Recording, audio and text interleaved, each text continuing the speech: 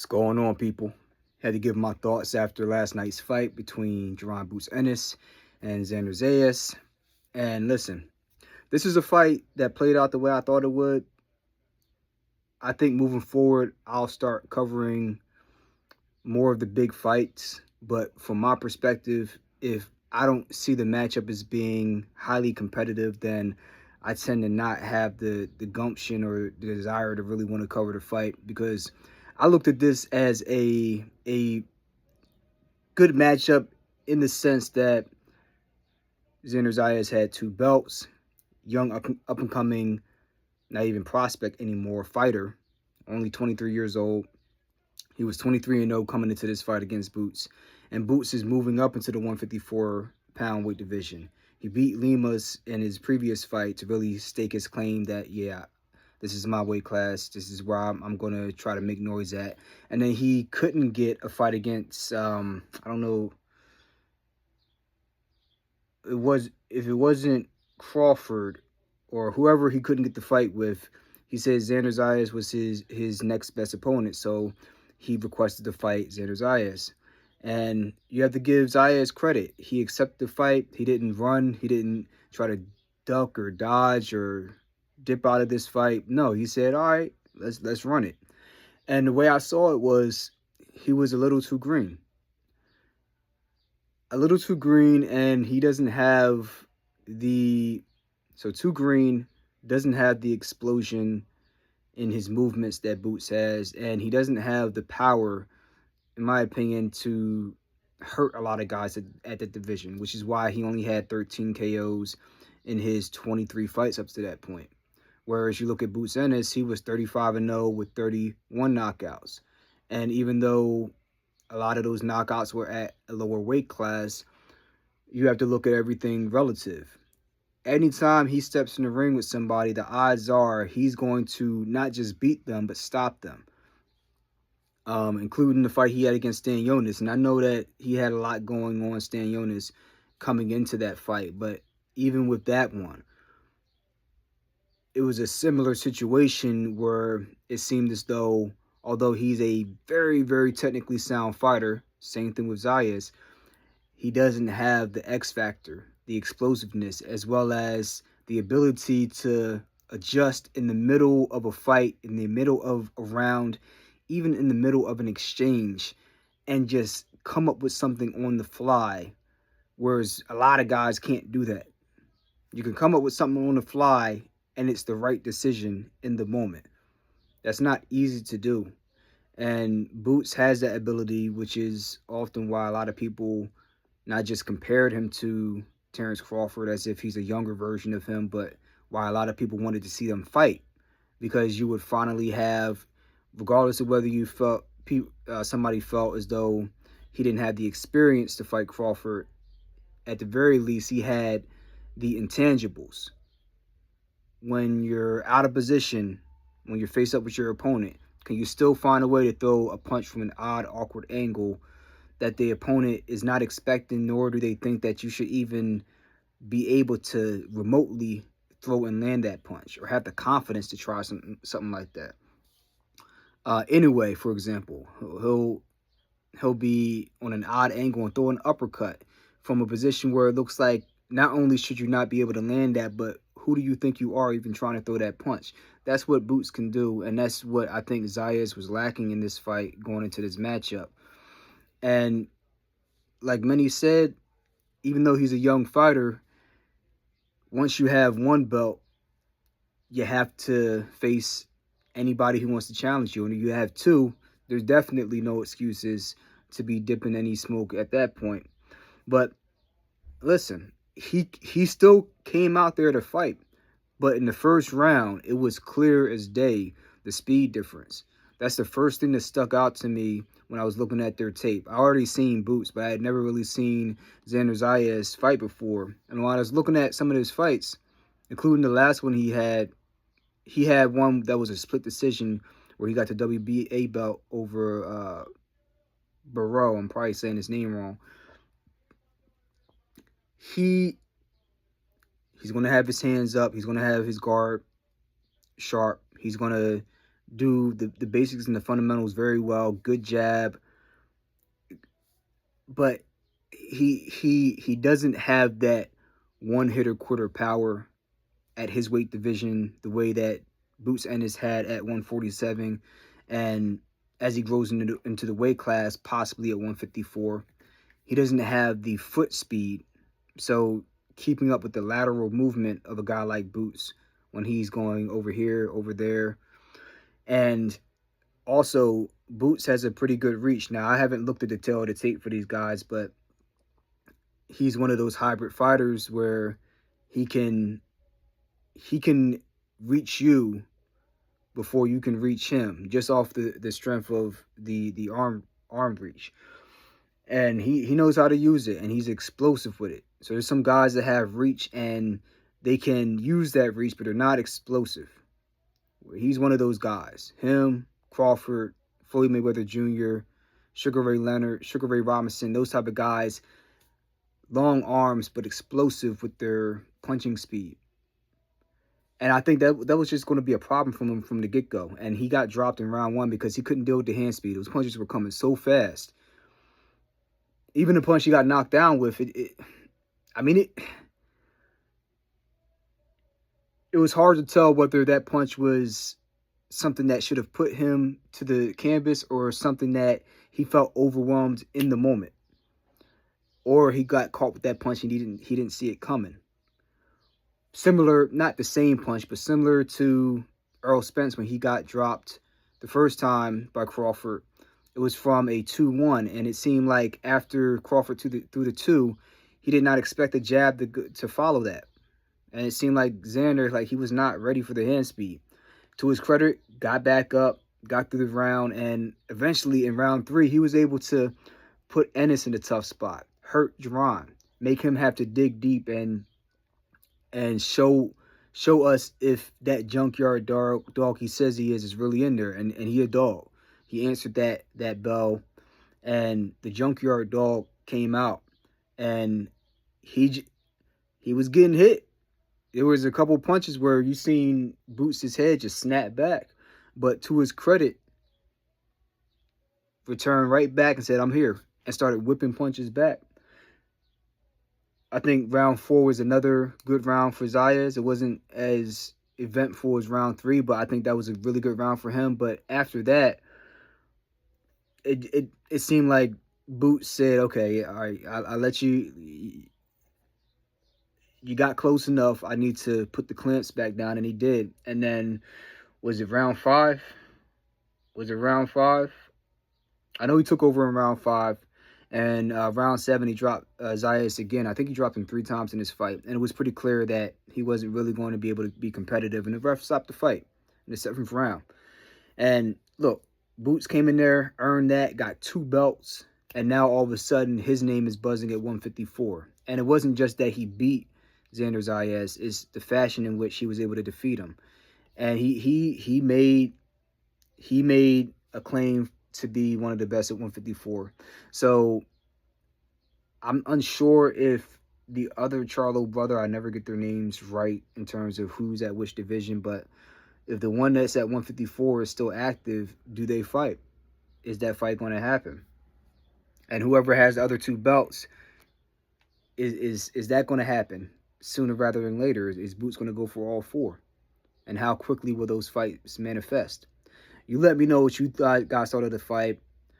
If you felt as though this was a competitive matchup going into it, if you felt more like me where you thought it would be a good-spirited fight, but where one guy was clearly going to have the advantage over the other. Let me know what you think in the comments below.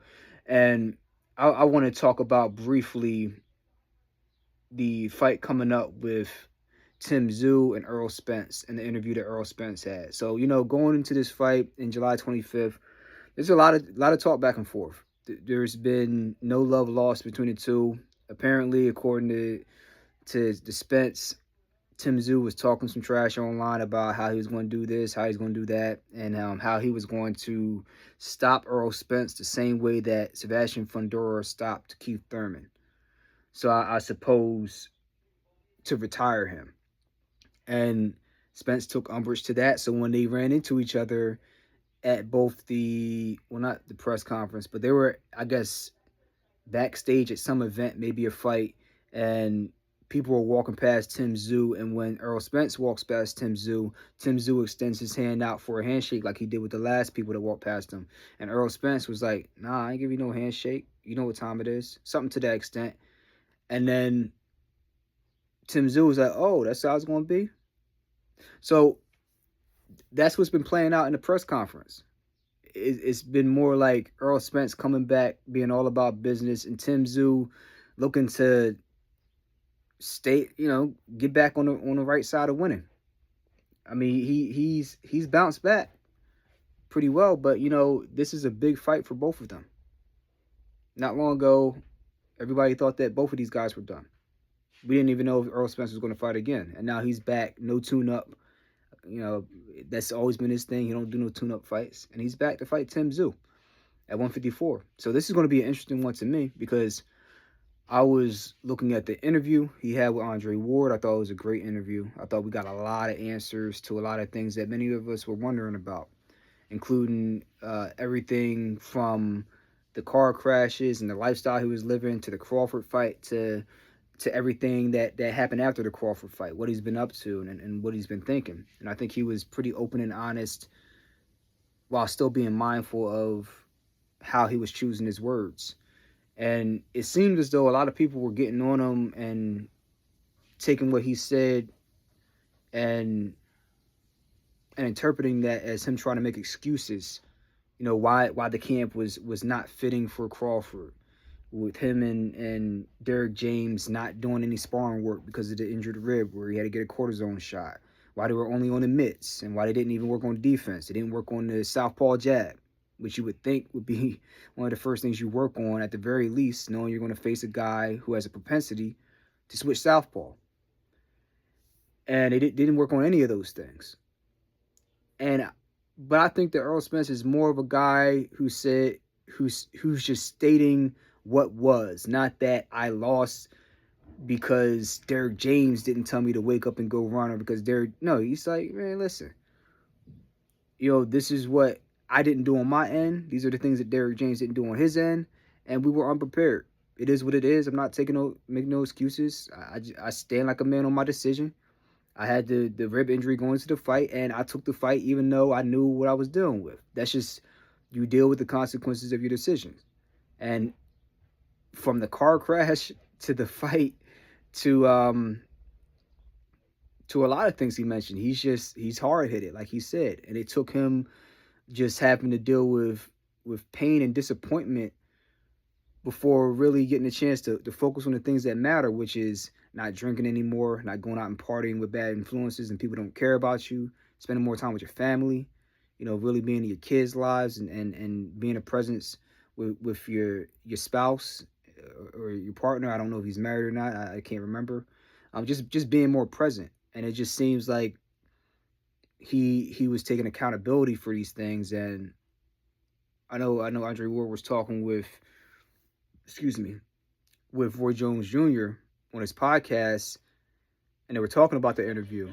And he was mentioning how he didn't like how a lot of YouTube podcasters were really trying to drag his name through the mud, as if he's making excuses and trying to say, oh, if I would have done this, or if I would have had a better trainer, or had the new trainer I have now, then maybe the fight would have been different. I'm